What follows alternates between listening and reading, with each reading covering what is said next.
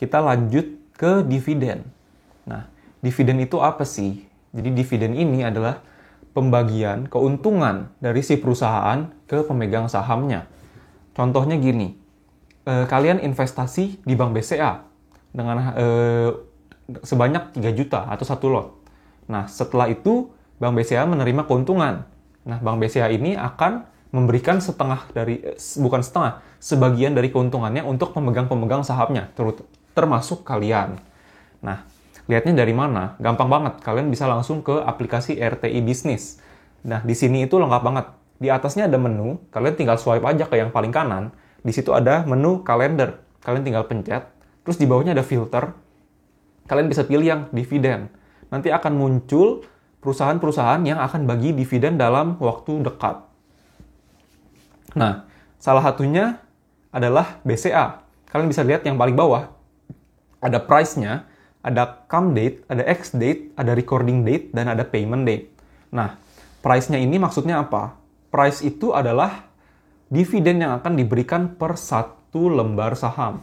Sedangkan kalian minimal beli 1 lot atau 100 lembar. Berarti kalian tinggal kali aja Rp98 kali 100 lembar. Jadi 1 lotnya akan dapat 9.800. Dan memang ini kecil banget. Ini termasuk yang kecil banget. Tapi ini contoh aja. Memang beberapa perusahaan, kebanyakan dividen yang dibagikan lebih kecil daripada biasanya karena memang COVID di tahun 2020. Tapi ya nggak masalah lah. Yang penting masih bagi dividen masih oke. Terus bisa lihat bawahnya ada cumulative date. Nah, ini maksudnya apa? Maksud dari cumulative date adalah kalau kali ini adalah hari terakhir kesempatan buat pemegang saham atau investor buat beli saham di Bank BCA agar terdaftar sebagai penerima dividen di tahun itu. Nah, jadi kalau kalian belinya di tanggal 7 Desember nanti, kalian akan tetap bisa dapetin dividen, walaupun hanya beli 1 lot.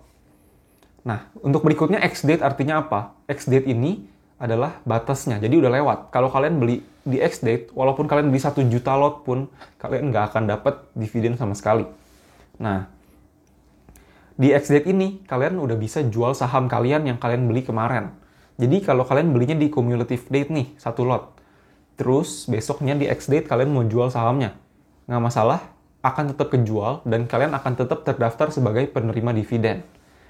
Nah, bawahnya lagi ada recording date, 10 Desember 2020. Ini ya pencatatan siapa aja yang menerima dividen. Bawahnya lagi adalah payment date. Nah, payment date ini adalah tanggal pembayaran dividen ke kalian-kalian ini yang adalah pemegang saham. Jadi, atau yang sudah terdaftar jadi penerima dividen. Pembagiannya kayak gimana? Pembagian dividen ini akan langsung ditransfer ke rekening dana nasabah kalian. Jadi kalian gak usah pusing-pusing request atau lapor-lapor dan lain-lain, akan otomatis ditransfer ke rekening dana nasabah kalian. Dividen ini kalian mau tarik ke rekening pribadi kalian nggak masalah. Kalian mau pakai jajan bisa. Kalian juga mau pakai lagi buat beli saham lagi juga bisa. Jadi nggak masalah. Oke, kita lanjut ke yang terakhir, yang adalah RUPS. RUPS itu apa? RUPS itu adalah rapat umum pemegang saham. Jadi rapat ini hanya boleh dihadiri oleh pemegang saham dari perusahaan yang melakukan RUPS ini. Contohnya yang difoto adalah BCA. Ini foto RUPS BCA di tahun 2016.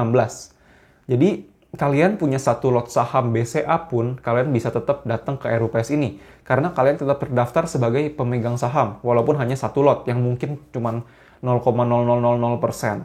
Ini udah gue sempet bahas di video gue yang sebelumnya, cuman nggak masalah. Ini biar gue bahas lagi, biar lebih jelas.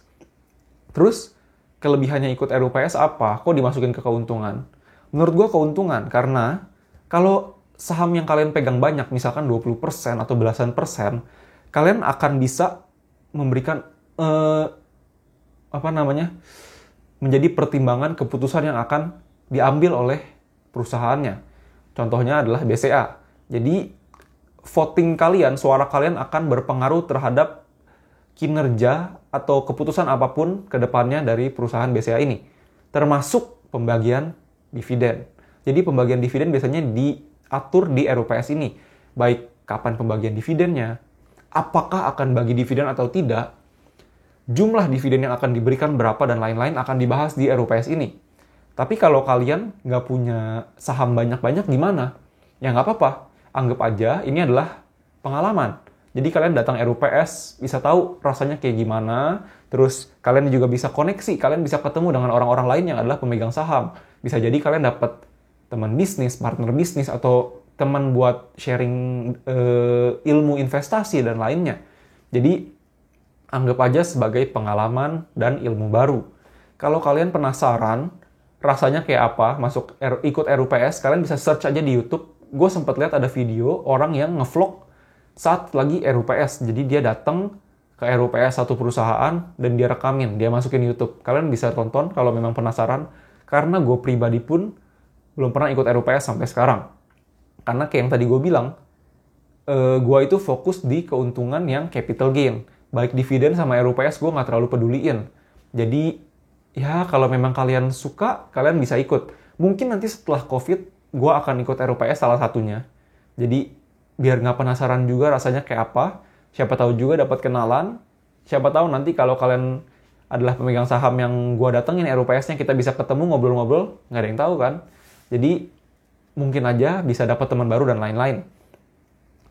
Oke, jadi gitu aja video gue. Gue udah bahas 3 keuntungan dari saham secara lebih jelas. Jadi kalau misalkan kalian ada pertanyaan, bisa langsung tulis di kolom komentar. Atau kalau kalian ada request juga, gue mau bikin video apa di next-nya, kalian bisa juga tulis di kolom komentar. Jangan lupa juga like dan subscribe ya. Karena gue akan rutin, kemungkinan akan seminggu sekali gue bakal bikin video. Jadi, tonton terus dan subscribe, oke? Thank you. Dadah semua.